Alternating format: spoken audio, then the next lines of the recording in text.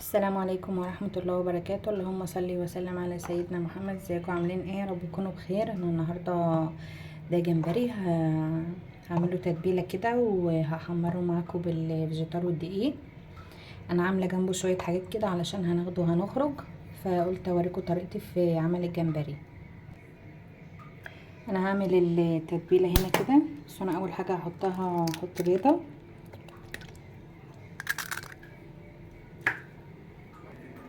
كسرت البيضة اهي، ودي ربع كوباية مية. على فكرة عشان ما عنديش لبن، ولو عندي لبن هيكون افضل. وحبة فلفل، دي بهارات، وكمون، واحط معلقة ملح. البهارات دي اللي هي 7 بهارات، وهقلبهم كده. انا حطيت المية علشان ما عنديش حبة لبن، هو لو كان في حبة لبن او معلقة زبدة كان هيبقى احسن مع البيضة. هقلبهم انا حلو كده واحط فيهم الجمبري. بصوا، دي حبة صغيرين كده من بهارات البطاطس، تديها طعم جميل قوي. احط بقى انا فيها الجمبري كده،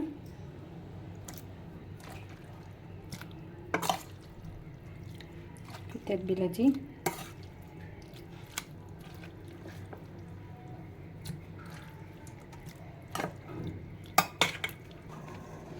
هقلبها انا كده في التتبيله وهسيبها فيها شويه.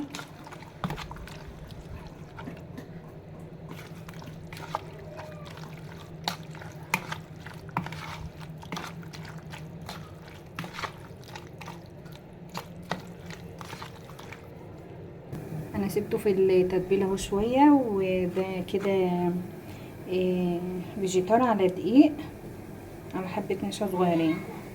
انا حاطه كيس حراق وكيسان عادي، مكمله بدقيق ونشا.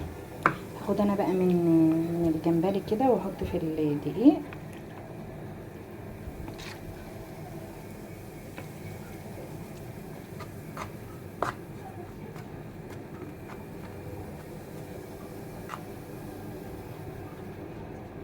هوريكم بقى انا لما باجي اطلعها من هنا بعمل ايه. بصوا، انا مش بعرف بصراحه اشتغل غير بايدي. انا قلبت اهو في الدقيق والفيجيتار. شوفوا بقى المصفى دي، بس انا حطيتهم في صينيه كبيره شويه. المصفى دي بقى بحطهم كده،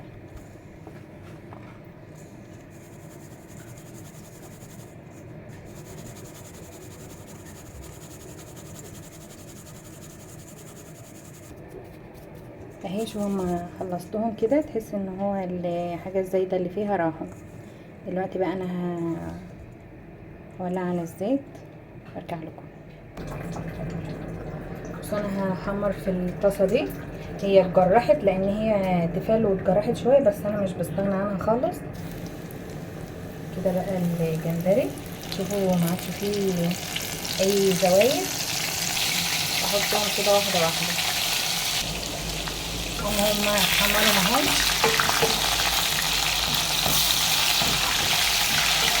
هو بيبقى مقرمش، الطريقه دي بيبقى مقرمش وجميل. 5 دقايق بس او 4 دقايق كده ونطلعهم. ده شكل الجمبري اهو لما طلعته، هو كله مقرمش.